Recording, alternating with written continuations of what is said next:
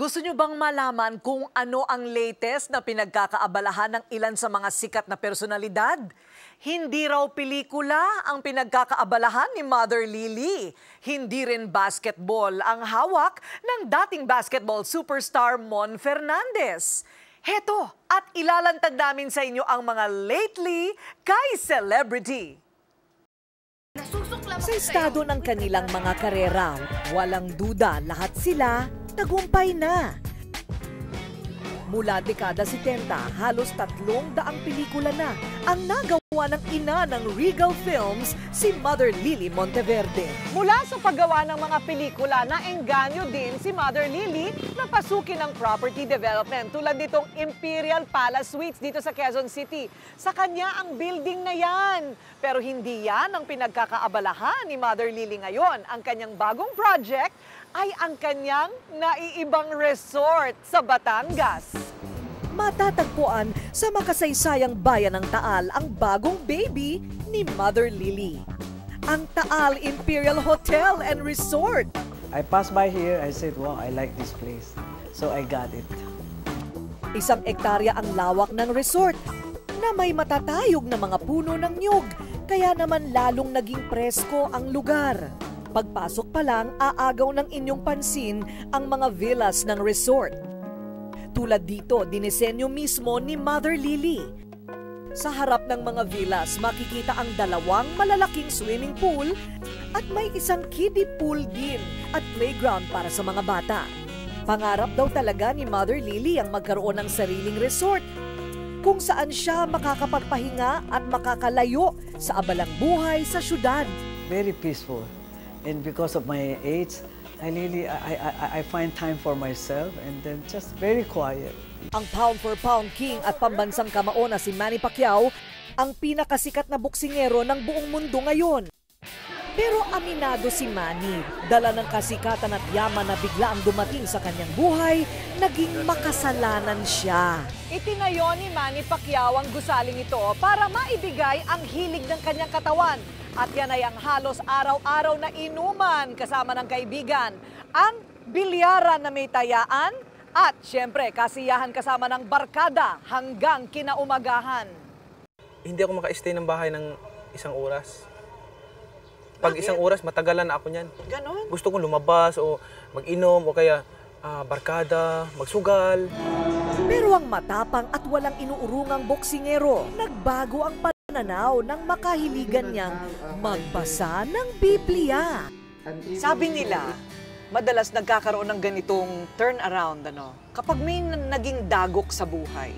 Nung nagbasa ako ng Biblia, umpisang basa ko, hindi ko maintindihan eh. Basta basa lang ako, wala akong ginagawa, basa lang ako. Basa. Hanggang sa unti-unti akong namumulat sa, ang ganda. Para makaiwas sa sugal ang 28 hektaryang lupa ni Manny sa Jensan, wala nang panabong na mga manok. Wala na yung manok diri, o wala na yung sabong diri. Ang gusto ni Manny, ipabungan niyang mangga. Kung dati ay halos hindi mo mahahanap si Manny dito sa kanyang tahanan, ang kanyang mansyon dito sa Jensan. Ngayon, ang kanyang tahanan ang siyang nagiging tambayan niya sa kanyang pagbabahagi ng salita ng Diyos, sa kanyang pamilya, kanyang mga kaibigan, at kung sino man ang willing na makinig sa salita ng Diyos mula kay Manny Pacquiao. Anong inspirasyon mo na bumalik ng loob sa Diyos? Gusto ko magkaroon ng eternal life eh. Tama na yan. Sa edad na 16, pumasok na si Jody Chrissy Santa Maria sa showbiz. Pero ang what's new kay Jody, isa na siya ngayong negosyante. Marso ng taong ito, binuksan ni Jody ang sarili niyang restaurant, ang Rue Bourbon sa Makati. Bakit ka pa nagne-negosyo? Siguro unang-una, ako yung type ng tao na talagang hindi ko kaya na wala akong ginagawa. And then naisip ko na isang magandang investment din naman ang pagkakaroon ng negosyo. Sosyal pero mura naman daw ang pagkain dito at sa halagang 100 hanggang 300 piso, tiyak na mabubusog ka na. Ano ba talaga ang secret sa success, Jody? Yung puso, dapat may puso sa kahit na anong ginagawa mo. Isa siya sa pinakasikat na manlalaro ng basketball sa bansa. Nakakuha ng 4 na titulo bilang MVP o Most Valuable Player at kasama sa listahan ng PBA Greatest Players of All Time. Kaya nga ang bansag sa kanya sa basketball, El Presidente. Masakit ba iwan yung basketball? Hindi naman, Corina. Kung sa tingin ko, pag hindi na ako makapag-practice ng mabuti, 100%, I think it's time to retire, no? Matapos magretiro sa basketball, umuwi sa probinsya ng Cebu ang PBA legend na si Mon Fernandez. Natapos man ang kanyang karera sa basketball, aba, dito pala sa Cebu magsisimula ang kanyang bagong karera sa larangan naman ng pagnenegosyo. Agad ka bang pumasok sa negosyo? Pag uwi ko rito, kasama ng mga kaibigan at kapamilya ko, tinayuan nila ako ng isang restaurant. Ang tawag na Tisoy's Carinderia ni El Presidente. No? It's an informal restaurant serving Cebuano delicacies. No? Talaga nakilala ang restaurant mo sa suka ni El Presidente. Yes, that's when I started to concoct it. No? Nag-eksperimento ako. Pero taong 2007, nagsara ang Tisoy's Carinderia. Dito na nagsimulang hanapin ng mga parokyano ang pamosong suka. Nahanap-hanap na ng mga friends namin. So that was how we really thought of reviving the suka business. Out muna ang basketball kay El Presidente Mon Fernandez. Ang what's new para sa kanya ay ang pagbobote at pagtitimpla ng kanyang suka na siya mismo ang nagtitimpla. Kaya kailangan nating subukan.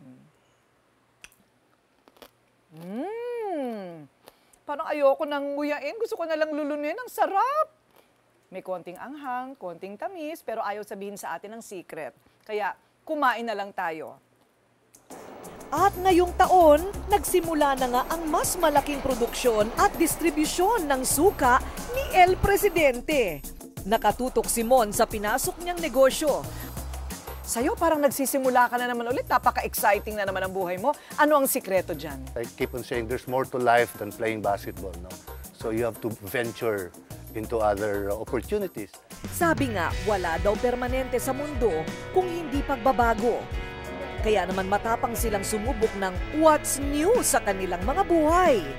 At ang nakuha nilang sukli sa mga pagbabagong ipinuhunan, walang katumbas na biyaya na hindi matutumbasan.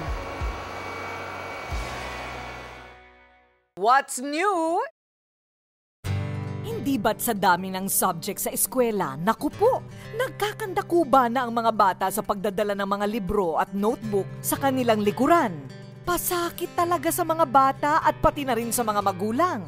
Pero ngayon, goodbye na daw sa mabibigat na libro. What's new? Ito na ngayon ang bago at high-tech na sagot dyan. Ang mga nauusong digital textbook. Sa tulong ng isang gadget na lang na kung tawagin ay tablet, makakapagpalitan na ng pagtuturo at pag-aaral ang teacher at estudyante. Ang Blackboard ay pinalitan na rin ng touchscreen TV na konektado sa mga tablets. At pinalitan na ang mga libro ng isang software kung saan makikita at mapag-aaralan ng mga bata ang kanilang leksyon. Sa pakikipagtulungan ng Press Smart at ang bagong teknolohiya galing sa bansang Korea, ang LaSalle Green Hills ang siyang kauna-unahang eskwelahan sa buong mundo na 100% nagagamit ng digital technology sa pagtuturo. This is becoming a three-dimensional learning, three-dimensional education part of that. We get text, audio, video. Really, it's actually becoming extremely powerful for children to learn and educate part of that. Ang una naming gustong mangyari na ang regular na libro na ginagamit sa silid-aralan sa pamamagitan ng e-tablet ginagamit namin na e-book format na siya. At nagpapasalamat kami sa mga book companies na naging partner namin sa proyektong ito. Ako nag-design ng specs nito. Kaya nakita ko kanina, nagpapasalamat ako sa Panginoon. Sa digital class, wala na ring papel at ballpen na gagamitin. Ang mga quiz at assignment kasi ay masasagot ng estudyante online. Segundo lang, ma-check na yung test ng bata. Mapapadala pa namin yung resulta sa mga magulang. Tunay ngang napakabilis ng ebolusyon ng teknolohiya at kahit pag-aaral, nakikisabay na rin dito. Pero kahit high-tech ng uso, may kaakibat pa rin na responsibilidad ang pagbabago. sa pamamagitan ng patuloy na pagsubaybay at paggabay ng magulang sa tamang paggamit nito.